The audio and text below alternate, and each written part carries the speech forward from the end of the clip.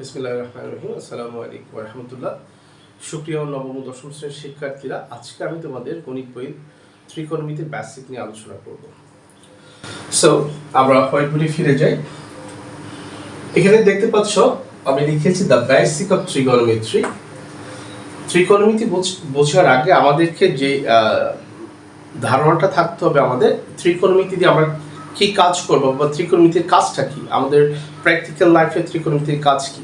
But তোমরা এতটুকু বুঝো যে ত্রিকোণমিতি গণিতের এমন একটি শাখা যেখানে ত্রিভুজের কোণ এবং বাহু তাদের মধ্যকার সম্পর্ক ব্যবহার করে বিভিন্ন প্রকারের সমস্যার সমাধান করা হয়। সো ত্রিকোণমিতির ইংরেজি প্রতিশব্দ হলো ট্রাইগোনোমেট্রি। এই ট্রাইগোনোমেট্রি শব্দটা আবার গ্রিক দুটি শব্দ থেকে এসেছে, একটা হচ্ছে ট্রাইগন আর একটা হচ্ছে ম্যাট্রন। ট্রাইগন মানে হচ্ছে ত্রিভুজ, ম্যাট্রন মানে হচ্ছে পরিমাণ। তাহলে এই দুটি গ্রিক শব্দ থেকে ট্রাইগোনোমেট্রি শব্দটা এসেছে। সো প্রথমত আমাদেরকে ত্রিকোণমিতি বোঝার আগে ত্রিভুজের কনসেপ্টটুকু ক্লিয়ার করা দরকার। আমি সময় সংকীর্ণতার কারণে এখানে আগে একটা ত্রিভুজ এঁকে রেখেছি। সো এই ত্রিভুজের তিনটি বাহু, একটা হচ্ছে অত্রিভুজ, একটা হচ্ছে বিপরীত বাহু, আর একটা হচ্ছে সন্নিহিত বাহু। এখন আমাদেরকে প্রথমত বুঝতে হবে আমি কেন এবার তার নাম অত্রিভুজ দিব, বা কেন বা তার নাম বিপরীত বাহু, বা কেন এবার তার নাম সন্নিহিত বাহু দিব। তাহলে আমরা প্রথমত এই কনসেপ্টটুকু আগে ক্লিয়ার করি, পরে আমরা ডিটেলস আমরা যাবো ইনশাল্লাহ। সো প্রথমত হচ্ছে একটা ত্রিভুজের বৃহত্তর বাহু যেটা, তার নাম হবে অতিভুজ। এটা ফিক্সড। অতিভুজ নিয়ে কোনো কনফিউশন থাকবে না। একটা ত্রিভুজের যেটা সর্ববৃহৎ বাহু বা বৃহত্তর বাহুর নাম হবে কি? অতিভুজ। এবং আর বাকি যে দুটা বাহু আছে সেটা কোনটা বড় কোনটা ছোট হতে পারে বা কোনটা সমান হতে পারে, এগুলো আমরা পরবর্তীতে এটা ডিটেলস আলোচনা করব। যদি আমার বিপরীত বাহু বড় হয় তাহলে সেই ক্ষেত্রে আমার কোণের পরিমাণ কত হতে পারে, আবার আমার যদি সন্নিহিত বাহু খুব বড় হয় তাহলে কোণের পরিমাণ কত হতে পারে, সেগুলো নিয়ে আমরা পরবর্তীতে আলোচনা করব। এখন যেটা ক্লিয়ার করতে হবে সেটা হচ্ছে আমাকে বিপরীত বাহু এবং সন্নিহিত বাহু চিনতে হবে। আমরা অতিভুজ নিয়ে আমাদের আর কোনো কনফিউশন না, অতিভুজ ডান। এখন প্রথমত হচ্ছে আমার বিপরীত বাহু কেন, আমরা তাকে কেন বিপরীত বাহু বলছি, তাকে কেন বিপরীত বাহু বলি না, অথবা তাকে কেন সন্নিহিত বাহু বলছি, অথবা তাকে কেন সন্নিহিত বাহু বলি না। তাহলে প্রথম প্রশ্ন হচ্ছে আমরা যদি একে কোণ হিসেবে অ্যাড্রেস করি, অর্থাৎ সি কে যদি আমরা কোণ হিসেবে অ্যাড্রেস করি, তখন আমার অ্যাবিটা হচ্ছে বিপরীত বাহু বা অপোজিট সাইড। আবার তখন এটা যদি অপোজিট সাইড হয় তাহলে তিনটা, আমরা জানি কি একটা ত্রিভুজের তিনটি বাহু, একটা হচ্ছে অতিভুজ, একটা হচ্ছে বিপরীত বাহু বা লম্ব, আর একটা হচ্ছে সন্নিহিত বাহু বা ভূমি। তাহলে আমার দুইটা যখন ক্লিয়ার হয়ে যায়, আরেকটা তো আমরা এমনিতেই বলতে পারি, তাহলে যেটা থার্ড যে বাহুটা থাকবে সেটা হচ্ছে কি? সন্নিহিত বাহু। এখন প্রশ্ন হচ্ছে আমি যদি সি কে কোণ হিসেবে ধরি, তখন আমার অ্যাবিটা অপোজিট সাইড বা বিপরীত বাহু বা লম্ব হিসেবে কাজ করবে। আবার যদি আমি সি কে যদি কোণ না ধরে আমি যদি বি কে একে কোণ হিসেবে ধরি, তখন আমার এটা এক্সচেঞ্জ হয়ে যাবে। তখন আমার এই সন্নিহিত বাহুই হয়ে যাবে বিপরীত বাহু বা লম্ব, আর আমার বিপরীত বাহু বা লম্বই হয়ে যাবে সন্নিহিত বাহু বা ভূমি। অর্থাৎ আমি যদি এখানে একটা ত্রিভুজ আঁকি, তাহলে আমরা প্রথমেই বলেছি বৃহত্তর বাহু অতিভুজ। তাহলে আমার অতিভুজ নিয়ে কোনো কমপ্লেইন নেই, অতিভুজ আমরা বুঝেছি। এখন আমার কোণের উপর ডিপেন্ড করে আমার বিপরীত বাহু এবং সন্নিহিত বাহুর মধ্যে যে প্রবলেম সেটা আমরা সলভ করব। তাহলে আমি কোণ হিসাবে যদি একে অ্যাড্রেস করি, তখন আমার বিপরীত বাহু হয়ে যায় এটা, আর এটা তখন হয়ে যায় সন্নিহিত বাহু বা ভূমি, আর এটা হচ্ছে লম্ব। আবার যদি একইভাবে আমরা একে যদি কোণ হিসেবে অ্যাড্রেস করি, তখন আমার এটা হয়ে যাবে বিপরীত বাহু, আর আমার এটা হয়ে যাবে সন্নিহিত বাহু। তাহলে আশা করি প্রত্যেকে বুঝেছো তোমরা। ত্রিভুজের মোটামুটি ভাবে বেসিক ধারণাটা তোমাদের কাছে হয়েছে। এখন আমরা যদি ত্রিকোণমিতি করতে চাই, আমাদেরকে যে বিষয়গুলো সম্পর্কে জানতে হবে সেটা হচ্ছে ত্রিকোণমিতিক অনুপাত। সো আমি ডিটেলসে যাচ্ছি না, ডিটেলস আমি আরেকটা ক্লাস করব যেখানে একদম ডিটেলস আমরা আলোচনা করব। সো আজকে কিভাবে সহজ উপায়ে বা আমরা ট্রিক্স অ্যাপ্লাই করি কিভাবে তোমাদেরকে সূত্রগুলো মনে রাখতে পারি বা মনে রাখতে পারো তোমরা, ওইভাবে আমরা ট্রিক্সগুলো দেওয়ার চেষ্টা করব। এখন প্রথমত যদি আমরা ত্রিকোণমিতি করতে যাই তাহলে আমাদেরকে যে বিষয়গুলো সম্পর্কে জানতে হবে, যেটা না জানলেই নয়, সেটা হচ্ছে ত্রিকোণমিতিক অনুপাত। তাহলে আমরা জানি ত্রিকোণমিতিতে 6টি অনুপাত আছে। প্রথমটা হচ্ছে সাইন, তারপরটা হচ্ছে কস, তারপর হচ্ছে ট্যান, তারপর কট, তারপর স্যাক, তারপর হচ্ছে কসেক। সো এখন আমি যেভাবে মনে রাখি, বাট আমার টেকনিকটা আমি তোমাদের সাথে শেয়ার করছি, এক একজন এক একভাবে পড়াই, বা যদি তোমরা যদি মনে করো যে আমি একটু ডিফারেন্ট পদ্ধতিতে পড়াবো অন্যদের, তাও ইনশাল্লাহ পড়াতে পারবো।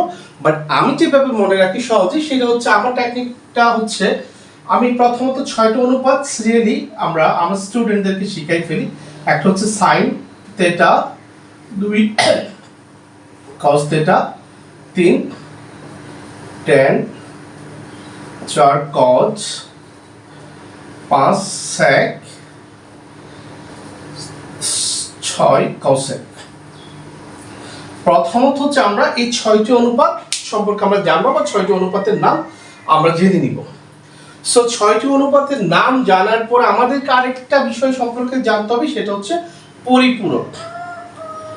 পরিপূরক, তাহলে আমাদের সাইনের পরিপূরক হচ্ছে কোসেক, কসের পরিপূরক হচ্ছে স্যাক, ট্যানের পরিপূরক হচ্ছে কট। এই 3টা পরিপূরক সম্পর্কে জানবো। আশা করি আমরা ইনশাল্লাহ পুরো ধারণাটা আমরা আমাদের আয়ত্তে নিয়ে আসতে পারবো। তাহলে প্রথমত আমাদেরকে যদি কেউ আস্ক করে সাইন থিটা মানে কি, অনেকে এইভাবে বলে সাগরে লবণ অনেক, সাইন থিটা কাকে বলে মনে রাখার জন্য। তো আমরা বলতে পারি সাইন থিটা মানে হচ্ছে লম্ব বাই অতিভুজ,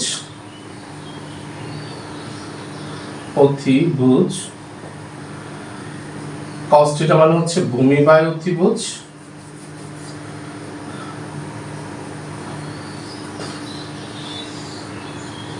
ট্যান থিটা মানে হচ্ছে লম্ব বাই ভূমি। এখানে একটু আমরা এদিকে লক্ষ্য করো। প্রথমে আমরা লিখেছি সাইন থিটা মানে লম্ব বাই অতিভুজ, কস থিটা মানে ভূমি বাই অতিভুজ, ট্যান থিটা মানে লম্ব বাই ভূমি।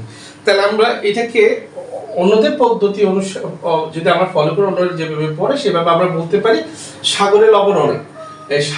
সাগর মানে হচ্ছে সাইন, লবণ মানে হচ্ছে লম্ব, অনেক মানে হচ্ছে অতিভুজ। তারপর হচ্ছে কবরে ভূত অনেক, কবর মানে হচ্ছে কস, ভূত মানে হচ্ছে ভূমি, অনেক মানে হচ্ছে অতিভুজ। আবার বলে কি ট্যারা লম্বা ভূত, ট্যারা মানে হচ্ছে ট্যান, লম্ব মানে হচ্ছে লম্ব, ভূত মানে হচ্ছে ভূমি। বাট অ্যাজ এ মুসলিম আমরা কখনোই বলতে পারি না কবরে ভূত অনেক, যার কারণে আমার ওই টেকনিকটা আমার ভালো লাগে না। বাট আমি ওই টেকনিকটা আমার স্টুডেন্টদেরকে আমি পড়াই না। আমি আমার যেটা ফলো করি সেটা হচ্ছে লথি, বুথি, লবু। জাস্ট আমি 3টা শব্দ ওভাবে মনে রাখি, লথি, ভূতি, লবু। সো এই 3টা শব্দ যদি মনে রাখা যায় আমার পুরো জিনিসটা ক্লিয়ার হয়ে যায়। প্রথমত হচ্ছে আমরা সিরিয়ালি 3টা অনুপাতকে মনে রাখবো, সাইন কনস্ট্যান্ট, সাইন কনস্ট্যান্ট। তারপরে যেটা মনে রাখবো সেটা হচ্ছে লথি, বুথি, লবু। তাহলে আমি প্রথমে বলেছি সাইন, আবার ওইদিকে বলেছি লথি। তাহলে সাইনের জন্য লথি, কসের জন্য ভূতি, ট্যানের জন্য লবু। তাহলে সাইন মানে হচ্ছে লথি, লথে আমরা লিখতে পারি লথে লম্ব, তিথে অতিভুজ, ভূতে ভূমি। তাহলে আমরা বলতে পারি সাইন থিটা সমান লম্ব বাই অতিভুজ, কস থিটা সমান ভূমি বাই অতিভুজ, ট্যান থিটা সমান লম্ব বাই ভূমি। তাহলে প্রথম কাজ হচ্ছে তোমাদের 3টা অনুপাত সিরিয়ালি মনে রাখবা। আর নাম্বার 1 হচ্ছে সাইন, নাম্বার 2 হচ্ছে কস, নাম্বার 3 হচ্ছে ট্যান। তারপর যে 3টা শব্দ মনে রাখবা, একটা হচ্ছে লথি, একটা হচ্ছে ভূতি, একটা হচ্ছে লবু। সো আমরা তাহলে সাইনের জন্য লথি, কসের জন্য ভূতি, ট্যানের জন্য লবু। সাইন থিটা মানে লম্ব বাই অতিভুজ, কস থিটা মানে ভূমি বাই অতিভুজ, ট্যান থিটা সমান লম্ব বাই ভূমি। ধরে নিয়ে আমি এই কনসেপ্টটুকু তোমাদের ক্লিয়ার হয়েছে আশা করি। যদি এই 3টা কনসেপ্ট ক্লিয়ার হয় এখানে আমরা আর তিনটা জিনিস তোমাদেরকে জানতে হবে পরিপূরক সম্পর্কে, মানে কার পরিপূরককে, তাহলে সাইনের পরিপূরক কোসেক, কসের পরিপূরক সেক, ট্যানের পরিপূরক কট। এই তিনটা পরিপূরক যদি আমরা মনে রাখতে পারি তাহলে আমাদের পুরো জিনিসটা ক্লিয়ার হয়ে যায়। তাহলে যদি পরিপূরক অর্থটা কি, পরিপূরক মানে হচ্ছে বিপরীত, পরিপূরক অর্থ হচ্ছে বিপরীত। যদি আমাদেরকে বলা হয় সাইন থিটা সমান লম্ব বাই অতিভুজ, তাহলে সাইনের পরিপূরককে কোসেক, তাহলে আমরা লিখতে পারি কোসেক থিটা সমান কি, তাহলে বিপরীত, অতিভুজ উপরে চলে যাবে, লম্ব নিচে চলে যাবে, তাহলে অতিভুজ বাই লম্ব। একইভাবে কসের পরিপূরক সেক, তাহলে কস থিটা সমান যদি ভূমি বাই অতিভুজ হয়, তাহলে সেক থিটা সমান অতিভুজ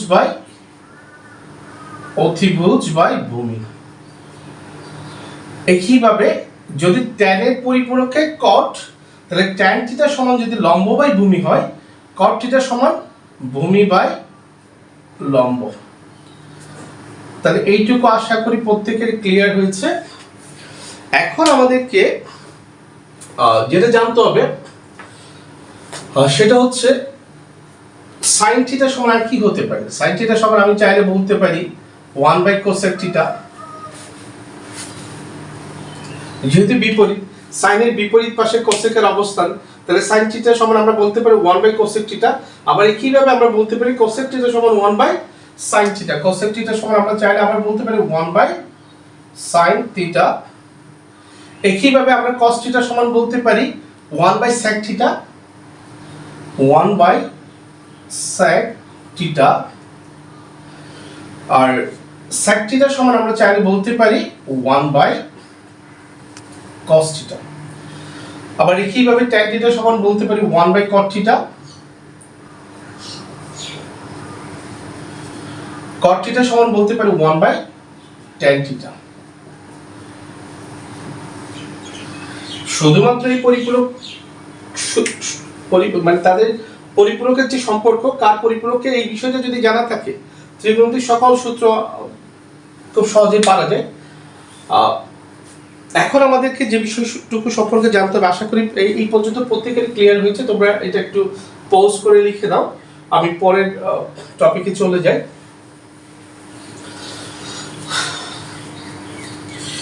পরের টপিকটা হলো আমরা আর এটার বাইরে আমাদেরকে যে তিনটা সূত্র শিখতে হবে সেটা হচ্ছে sign square theta plus cos square theta equal 1, আরেকটা হচ্ছে sec square theta minus tan square theta সমান 1, আরেকটা হচ্ছে cosec square theta minus cot square theta সমান 1। ধরে নাও আমার প্রত্যেকটা শিক্ষার্থী এই তিনটা সূত্র তারা শিখে নিল আর শিখা আছে। সো এই সূত্রগুলো থেকে আমরা বাকি সূত্রগুলো কিভাবে আসে বা বাকি ভ্যালুগুলো কিভাবে পাই সে সম্পর্কে আমরা একটু আলোচনা করব। ধরো কখনো কোথাও দেখা যাচ্ছে তোমার সাইন স্কয়ার থিটা আছে, তাহলে তোমার সাইন স্কয়ার থিটার ভ্যালু বের করতে হচ্ছে। তাহলে আমার যদি সাইন স্কয়ারকে দরকার পড়ে, তাহলে আমি সাইন স্কয়ার থিটাকে রেখে দিলাম, ইকুয়ালের ইকুয়াল বসালাম।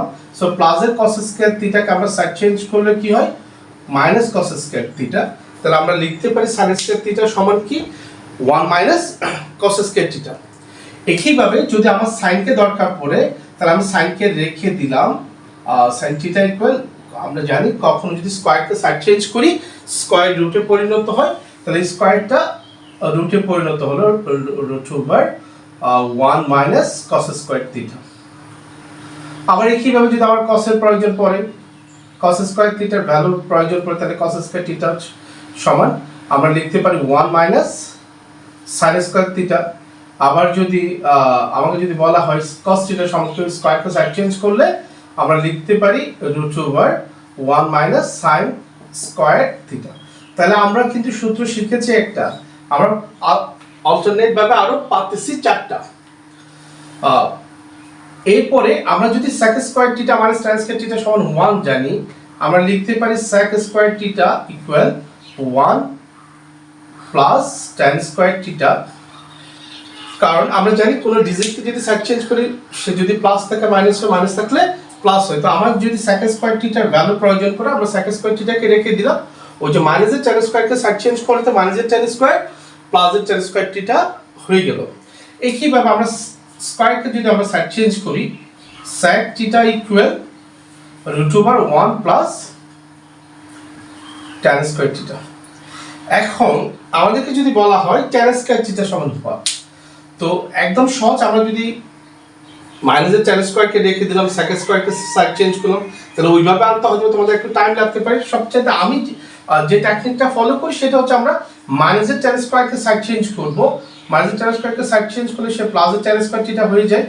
আবার একইভাবে ওই যে প্লাসের যে 1 তাকে সাইড চেঞ্জ করলাম, সে মাইনাসের 1 হয়ে যায়, sec স্কয়ার থিটা থেকে যায়। তাহলে আমরা বলতে পারি tan স্কয়ার থিটা সমান sec স্কয়ার থিটা মাইনাস 1। একইভাবে আমার যদি tan কে দরকার পড়ে, তাহলে আমরা tan theta equal √2 sec square theta minus 1 লিখতে পারি। তাহলে একইভাবে যদি আমাদেরকে বলা হয় যে cosec square theta minus cot square theta থেকে এই যে বাকি যে অনুসিদ্ধান্তগুলো বা ভ্যালুগুলো বের করেছি আমরা, এগুলো বের করো, তাহলে আমরা খুব সহজে বের করতে পারি। একইভাবে নিয়ম অনুসারে আমরা আমার যদি cosec স্কয়ারকে প্রয়োজন পড়ে, cosec স্কয়ার থিটা রেখে দিলাম ইকুয়াল 1 মাইনাসের cot স্কয়ারকে সাইড চেঞ্জ করলে প্লাসের cot স্কয়ার থিটা হয়ে যায়। আবার আমার যদি cosec কে যদি প্রয়োজন পড়ে, cosec কে রেখে দিলাম, স্কয়ারকে সাইড চেঞ্জ করলে √1 হয়ে যাবে, √1 প্লাস cot স্কয়ার থিটা। একইভাবে ওই আগের নিয়ম অনুসারে আমরা আমাদেরকে যদি বলা হয় cot স্কয়ারের ভ্যালু বের করো, তাহলে আমরা cot স্কয়ারকে যদি সাইড চেঞ্জ করি, যেহেতু মাইনাসের cot স্কয়ার সে প্লাসের cot স্কয়ার হয়ে যায়, মাইনাসের cot স্কয়ার সাইড চেঞ্জ করাতে প্লাসের cot স্কয়ার হয়ে যায়, আর প্লাসের 1 তাকে সাইড চেঞ্জ করাতে মাইনাসের হয়ে যায়। আর এই যে cosec square theta cosec square theta থেকে যায়। সো আশা করি এই পর্যন্ত কার কোনো সমস্যা নাই। এরপর আমাদের কাজ যে দুইটা সূত্র শিখতে হবে, আর সেটা হচ্ছে একটা হচ্ছে tan theta equal sin theta by cos theta. এটা যদি আমার শিখা থাকে অটোমেটিক্যালি আমরা বলতে পারি, আমাকে যদি cot এর ভ্যালু বের করতে বলে cot থিটা সমান করে আমি লিখতে পারি cot, যেহেতু আমরা বলেছি tan এর বিপরীত, তাহলে cot থিটা সমান ঠিক উল্টে যাবে, cos উপরে চলে যাবে, sin নিচে চলে আসবে। আশা করি এই পর্যন্ত তোমরা বুঝতে পেরেছো। সো আমি মনে করি 9.1 এর জন্য এক্সারসাইজ 9.1 এর ত্রিকোণমিতিক যে সূত্রগুলো আছে, আশা করি এর বাইরে সূত্র থাকার কথা না, যদিও থাকে আশা করি থাকার কথা না, যদি থাকে তাহলে আমরা ইনশাআল্লাহ আমরা নেক্সট ক্লাসে আলোচনা করব। আর এরপরের যে পার্টটা আসবে আমাদের পরের পার্টে আমরা 9.2 এবং 10 এর যে ত্রিকোণমিতিক সূত্রগুলো আছে ওগুলো নিয়ে আলোচনা করবে। সেই পর্যন্ত তোমরা প্রত্যেকেই ভালো থাকবা, সুস্থ থাকবা, প্রত্যেকের শুভকামনা রইল। আল্লাহ হাফেজ, আসসালামু আলাইকুম ওয়া রাহমাতুল্লাহ।